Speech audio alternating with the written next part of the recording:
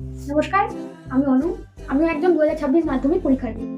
তো আমার সমকালীন যারা আমার বন্ধু বান্ধবী, তাদের জন্য আমি ছোট্ট একটা টিপস নিয়ে এসেছি উনি উপন্যাস থেকে, মতিরঞ্জি রচিত উপন্যাস থেকে। তো বললামই নিয়ে এসেছি।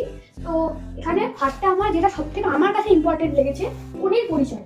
আমার মতে উনির পরিচয়টা এবার আসবেই। এবার তার সঙ্গে রয়েছে ক্ষিতীশের পরিচয় এবং লীলাবতীর পরিচয়। এগুলি আমার মতে লেগেছে।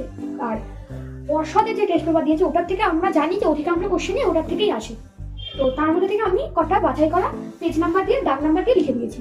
এখানে রয়েছে পেজ 11 8.1, পেজ 19 8.3 যেটা খুব গুরুত্বপূর্ণ কোশ্চেন, এবং পেজ 22 8.1 এবং 8.3। 8.3টাও কিন্তু খুব গুরুত্বপূর্ণ এই বছরে 2026 মাধ্যমিকের জন্য। পেজ 30 8.3 এটাও খুব গুরুত্ব এই 2026 মাধ্যমিক পরীক্ষার জন্য। সর্বশেষে রয়েছে পেজ নাম্বার 47 8.3। এটা মনে করলে চলেই এসেছে এই কোশ্চেনটা।